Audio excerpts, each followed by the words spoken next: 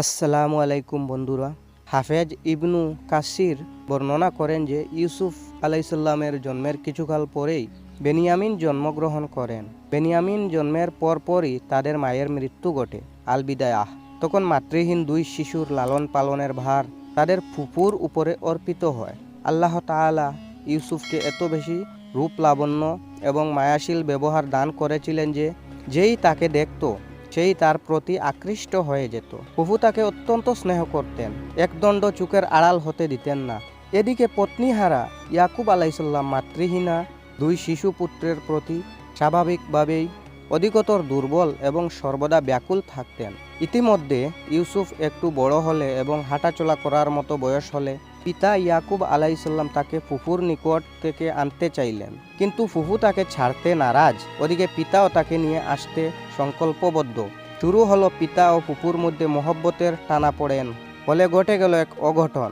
অধিক পীড়াপিড়ির কারণে ইউসুফ আলাইসাল্লামকে যখন তার পিতার হাতে তুলে দিতেই হলো, তখন স্নেহান্দ ফুফু গোপনে এক ফন্দি করলেন। তিনি নিজের পিতা হজরত ইসহাক আলাইসাল্লামের নিকট থেকে যে একটা হাসুলি পেয়েছিলেন এবং যেটাকে অত্যন্ত মূল্যবান ও বরকতময় মনে করা হতো, ফুফু সেই হাসুলিটিকে ইউসুফের কাপড়ের নিচে গোপনে বেঁধে দিলেন। অতঃপর ইউসুফ তার পিতার সাথে চলে যাওয়ার পর ফুফু জোরে সোরে প্রচার শুরু করলেন যে তার মূল্যবান হাসুলিটি চুরি হয়ে গেছে। পরে তাল্লাশি করে তা ইউসুফের কাছে পাওয়া গেল।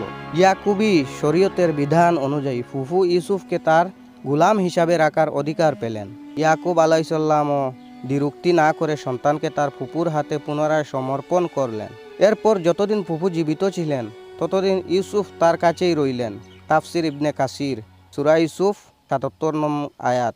এই ছিল ঘটনা যাতে ইউসুফ নিজের অজান্তে চুরির অপরাধে অভিযুক্ত হয়েছিলেন। এরপর বিষয়টি সবার কাছে দিবালোকের মতো স্পষ্ট হয়ে ফুটে উঠেছিল যে তিনি ছিলেন এ ব্যাপারে একেবারেই অনভিজ্ঞ ও নির্দোষ। ফুফুর অপত্য স্নেহই তাকে ঘিরে এ চক্রান্ত জাল বিস্তার করেছিল। এ সত্য কথাটি তার সৎ ভাইদেরও জানা ছিল, কিন্তু এটাকেই তারা ইউসুফের মুখের উপরে বলে দেয় যখন আরেক বানোয়াট চুরির অভিযোগে বেনিয়ামিনকে মিশরে গ্রেফতার করা হয়। ইউসুফ তাতে দারুণ মনোকষ্ট পেলেও তা চেপে রাখে। বালক ইউসুফ আলাইহিসাল্লাম একদিন তার পিতা ইয়াকুব আলাইসাল্লামের কাছে এসে বললেন, পিতা, আমি স্বপ্ন দেখেছি যে 11টি নক্ষত্র এবং সূর্য ও চন্দ্র আমাকে সেজদা করছে। একথা শুনে পিতা ইয়াকুব আলাইসাল্লাম বললেন, বৎস, তোমার ভাইদের সামনে এ স্বপ্ন বর্ণনা করো না, তাহলে ওরা তোমার বিরুদ্ধে চক্রান্ত করবে। নিশ্চয় শয়তান মানুষের প্রকাশ্য শত্রু। সূরা ইউসুফ। ইবনু আব্বাস রাদিয়াল্লাহু আনহু ও কাদাতাহ বলেন, 11টি নক্ষত্রের অর্থ হচ্ছে ইউসুফ আলাইসাল্লামের 11 ভাই এবং সূর্য ও চন্দ্রের অর্থ পিতা ও মাতা বা খালা। এ স্বপ্নের ব্যাখ্যা প্রকাশ পায় যখন মিশরে পিতা পুত্রের মিলন হয়। উল্লেখ্য যে স্বপ্ন ব্যাখ্যা করা জ্ঞানের একটি পৃথক শাখা। হজরত ইব্রাহিম আলাইসাল্লাম, ইসহাক ও ইয়াকুব আলাইসাল্লাম সকলে এ বিষয়ে পারদর্শী ছিলেন।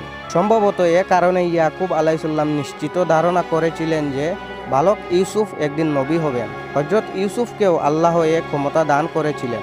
যেমন আল্লাহ এদিকে ইঙ্গিত দিয়ে বলেন, এমনিভাবে তোমার পালনকর্তা তোমাকে মনোনীত করবেন নবী হিসাবে এবং তোমাকে শিক্ষা দিবেন বাণীসমূহের অর্থাৎ স্বপ্নাদিষ্ট বাণীসমূহের নিগুড় তত্ত্ব এবং পূর্ণ করবেন নিজের অনুগ্রহ সমূহ, যেমন মিশরের রাজত্ব, সর্বোচ্চ সম্মান, ধন সম্পদ লাভ এবং পিতার সাথে মিলন প্রভৃতি।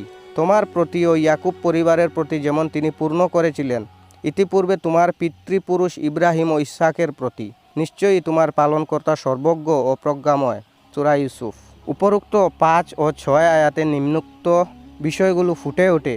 যেমন 1, ইয়াকুব আলাইসাল্লাম ইউসুফের দেখা স্বপ্নকে একটি সত্য স্বপ্ন হিসাবে গণ্য করেছিলেন এবং এটাও উপলব্ধি করেছিলেন যে ইউসুফের জীবনে একটি সুন্দর ভবিষ্যৎ অপেক্ষা করছে, সেজন্য তার জীবনে আসতে পারে কঠিন পরীক্ষাসমূহ। 2, ভালো স্বপ্নের কথা এমন লোকের কাছে বলা উচিত নয় যারা তার হিতাকাঙ্ক্ষী নয়, সেজন্য ইয়াকুব আলাইসাল্লাম বালক ইউসুফ আলাইসাল্লামকে তার স্বপ্ন বৃত্তান্ত তার সৎ ভাইদের কাছে বলতে নিষেধ করেছিলেন। 3, ইউসুফকে আল্লাহ 3টি নেয়ামত দান সুসংবাদ দেন।